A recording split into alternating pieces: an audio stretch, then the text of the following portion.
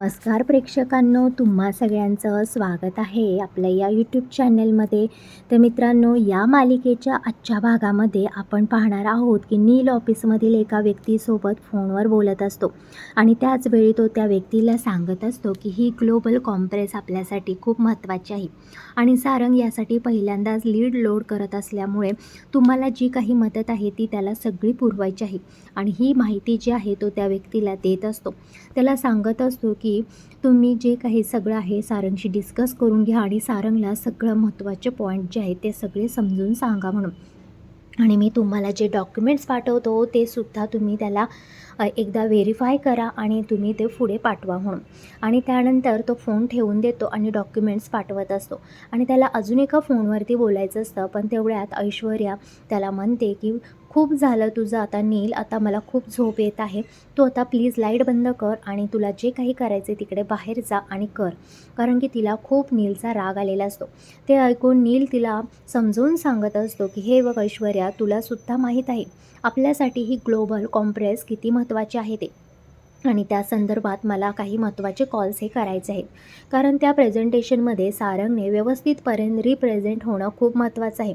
कारण मॉमने त्याच्यावरती एवढा विश्वास ठेवून त्याला आज पहिल्यांदा पाठवलेला आहे आणि आपल्या कंपनीच्या फायद्यासाठी हे आपल्याला करावंच लागेल आणि मला त्यामुळे त्याला सगळी मदत करायची आहे. तोच नंबर 1 आला पाहिजे, हेच माझं उद्दिष्ट आहे म्हणून. आणि ते ऐकून ऐश्वर्या खूपच चिडते आणि नीलला म्हणू लागते की मला सांग, तू त्या सारंगचा काही कारकून आहेस का रे? नाही म्हणजे प्रत्येक वेळी तू त्या सारंगचीच कामं करत असतो आणि मोठं पद हे सारंग हमेशा घेऊन जात असतो. अरे बघावं तेव्हा तू सतत सारंग सारंग आणि सारंग करत असतोस. हे ऐकून नील चिडतो आणि ऐश्वर्याला म्हणू लागतो की काही काय बोलतेस ऐश्वर्या, तो माझा भाऊ आहे आणि मला त्याच्यासाठी हे करायला आवडतं म्हणून. आणि ही मुद्दाम नीलच्या मनामध्ये सारंगविषयी विष भरवण्याचा प्रयत्न करत असते. पण नील काही तिच्या या बहकाव्यामध्ये येत नाही. ती त्याला समजून सांगत असतो, हा तुमचा जो काही फॅमिली बिझनेस आहे ना, तो तुम्हा चौघा भावांचा आहे. मात्र फक्त आणि फक्त सारंगच त्या बिझनेसमध्ये मला दिसत असतो. अरे राजकुमार दादाची ही अवस्था झाली ना, तीच उद्या तुझी अवस्था व्हायला थोडासुद्धा वेळ लागणार नाही आहे. त्यामुळे आता स्वतःसाठी स्टडी घे, स्वतःसाठी कंपनीमध्ये स्वतःची अशी जागा निर्माण कर, जेणेकरून उद्या मॉमने जरी तुला बिझनेसमधून बाहेर काढलं ना, तरी तू तुझ्या मेहनतीने, तुझ्या कामाने एक तुझं व्यवस्थित असं बिझनेस तू स्टार्ट करू शकतो. आणि हे हसून सारंग हे नील हसायला येतं याच्यावरती आणि तो म्हणतो की माझा सारंगवरती पूर्ण विश्वास आहे. तो कधीही असा माझ्याशी वागणार नाही म्हणून आणि तो कधीही चुकीचा निर्णय तर बिलकुल घेणार नाही. ऐश्वर्या मात्र त्याला समजून सांगत असते की अरे कालपर्यंत तू राजकुमार दादाबद्दल देखील हेच बोलत होतास.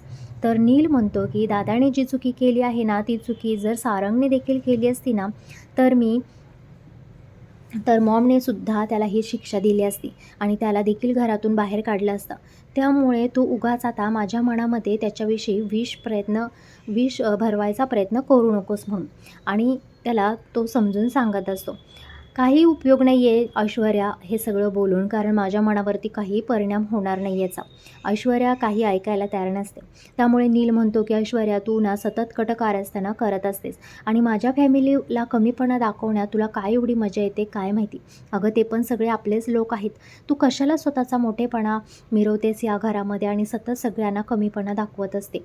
मी तुझ्यावरती एवढा विश्वास ठेवतो, पण ऐश्वर्या कधी-कधी तू असं वागतेस ना, मला खूप लाज वाटते माझ्या मनावरती, की मी तुला बायको म्हणून या घरामध्ये आणलेलं आहे.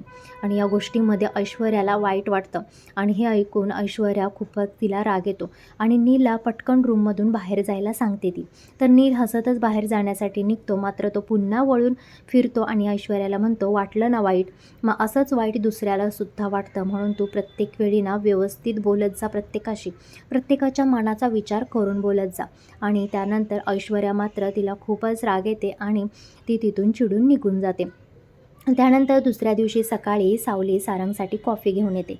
तर सारंग तिच्याकडे एकटं बघत असतो आणि मग जेव्हा सावली परत जाण्यासाठी निघते तेव्हा सावलीने केसांचा जो काही टॉवेल बांधलेला असतो तो सारंग तिचा खेचून काढत असतो आणि तो पटकन तो काढून घेतो. त्यामुळे सावली त्याला विचारते की सारंग सर, हे काय चाललंय तुमचं? तर सारंग हसतच च्या जवळ जातो आणि तिला मिठी मारतो. तर सावली म्हणत असते की सारंग सर, हे काय सुरू आहे तुमचं? प्लीज तुम्ही ऑफिसला जा, नाहीतर तुम्हाला खूप उशीर होईल. मात्र सारंग काही ऐकायला तयारच नसतो. तो म्हणत असतो की सावली, मला तू सांग, सकाळी सकाळी अशी अंघोळ करून तू जर माझ्यासमोर आलीस तर माझं कसं सगळ्या कामामध्ये मन लागेल, मला कसं ऑफिसला जाऊ वाटेल. मुळातच हे केस का धुतेस तू सारखे सारखे, त्यामुळे मला खूप अस्वस्थ झाल्यासारखं होतं. तुला असं बघितलं ना की मला काही सुचतच नाही मग. आणि सारंग सरांचं असं बोलणं ऐकून सावलीला खूप हसायला येतं. सारंग पुन्हा तिच्या जवळ जाण्याचा प्रयत्न करू लागतो, मात्र सावली त्याला तिच्या जवळ काही येऊ देत नाही. आणि त्यामुळे सारंग म्हणू लागतो की ठीक आहे, आता मी जातोय ऑफिसला, मात्र त्या बदला तुला माझं एक काम करावं लागेल. तर सावली विचारते, कोणतं काम? आणि मग सारंग बेडवर असणाऱ्या त्या ब्लेझरकडे पाहतो आणि मग त्यानंतर सावली स्वतः सारंगला ते ब्लेझर घालून देते आणि कॉलर वगैरे नीट करते. आणि त्यावेळी सारंगला सावलीकडे एकटक बघतच राहतो. मग तो पुन्हा तिला विचारू लागतो की मी नक्की ऑफिसला जाऊ ना? तर हे बघ बरं का, मी जर एकदा गेलो ना तर परत येणार नाही. मग तू सारंग सर म्हणत बस. आणि सावलीला मग अशा बोलण्याचं रडायला येतं. आणि ती एकदम सावली अचानक जगन्नाथजींनी रात्री जे काही सांगितलं सारं त्याला आठवतं. आणि मग ती सारंगला घाबरून मिठी मारते आणि सारंगची खूपच तिला काळजी वाटू लागते. ती रडतच त्याला मिठी मारते. सारंग घाबरून विचारतो की सावली, काय झालं? मी काही चुकीचं बोललो का? तर सावली म्हणते, नाही सारंग सर, पण तुम्ही प्लीज कधीच मला सोडून जाण्याचा विचार करू नका. मला तुम्ही कायम माझ्या आयुष्यात हवे आहात. आणि त्यावर सारंगही तिला शांत करत म्हणतो की हो सावली, तू काही काळजी करू नको, मी तुला सोडून कधीच कुठेही जाणार नाही. त्यानंतर मग सावली विठुरायाकडे जाते आणि विठुरायाला म्हणते की मला कालपासून सारंग सरांची खूप काळजी वाटत आहे. मन खूप अस्वस्थ झाले आहे, कारण जगन्नाथजींनी जे काही सांगितलं आहे ते माझ्या मनातून जातच नाही आहे. आजपर्यंत त्यांनी केलेलं एकही भाकीत कधीच खोटं ठरलेलं नाही आहे. म्हणूनच मला सारंग सरांची खूप काळजी वाटते.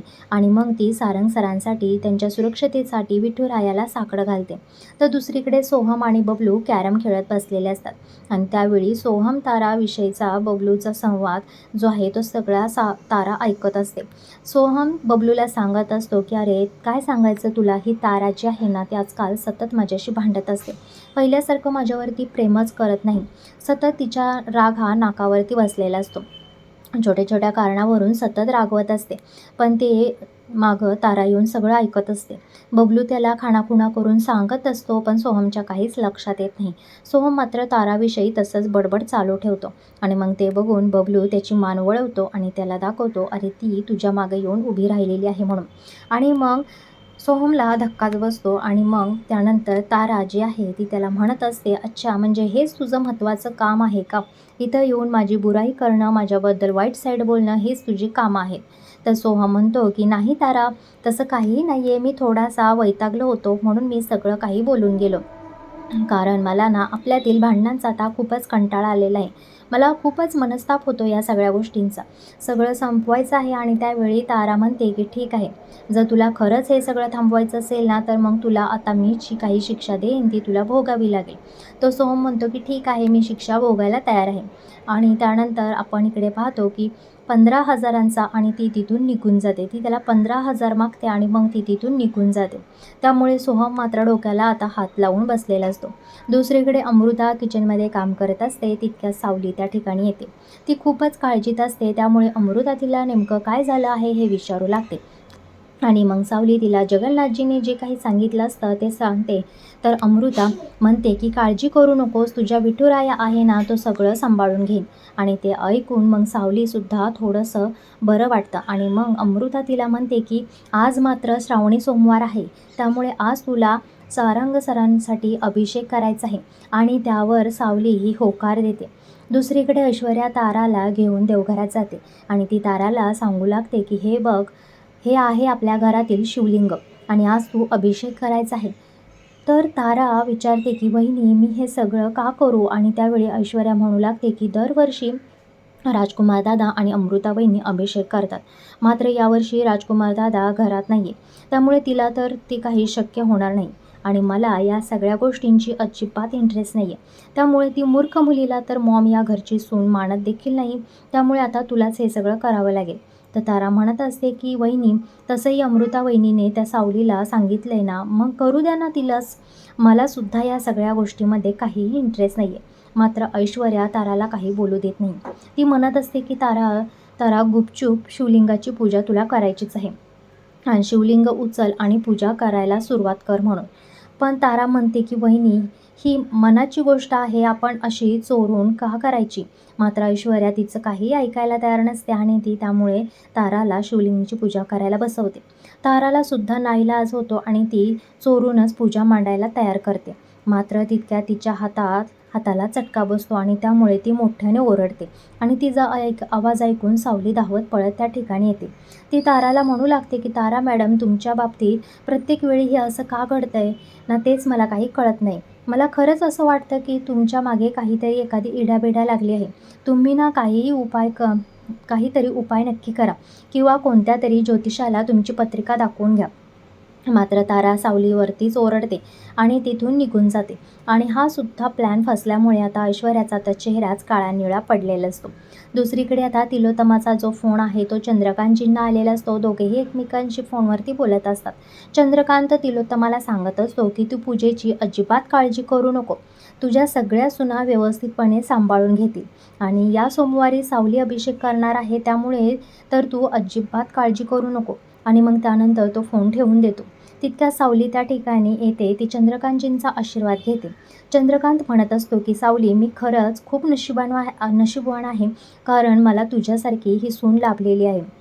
तू सगळ्यांचा किती विचार करतेस, सगळ्याबद्दल घरात सगळ्यांना जे काही हवं नको आहे ते सगळं बघतेस.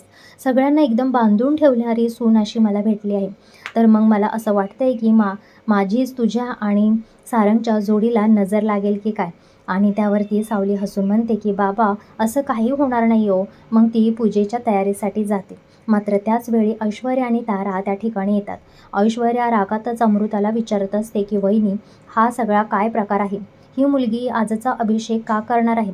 तर अमृता म्हणते की अगं, तिचाच तर आहे तो मान ना. मात्र ऐश्वर्या म्हणते की ही मूर्ख मुलीला आम्ही घरची सून मानत देखील नाही, त्यामुळे आजचा अभिषेक करू नका तुम्ही हिच्या हातून.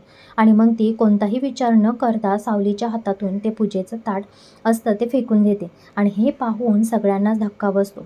ऐश्वर्याला मात्र काहीच वाटत नाही. ती निर्लज्जपणे अमृताशी वाद घालत असते आणि म्हणत असते की काही झालं ना तरी ही मूर्ख मुलगी या पूजा करणार नाही. तेवढ्यात तिथे येतात ते चंद्रकांत आणि नील आणि बबलू त्या ठिकाणी येतात. चंद्रकांत त्या ऐश्वर्याला चांगलं सुनावतो. नीलसुद्धा ताराला म्हणतो की हे बघ अमृता वहिनी आणि ऐश्वर्यानंतर हा मान सावलीचा आहे, त्यामुळे पूजा त्या सावलीलाच करायची आहे, अभिषेक देखील तिला करायचा आहे म्हणून. आणि अमृत आणि नील जो आहे तो ऐश्वर्याला म्हणतो, मला यापुढे एक अक्षरसुद्धा ऐश्वर्या तुझ्या तोंडातून नको आहे. गुपचूप तुझं तोंड बंद कर आणि इथून निघून जा आणि तुला जे काय करायचे ते पुढच्या सोमवारी कर.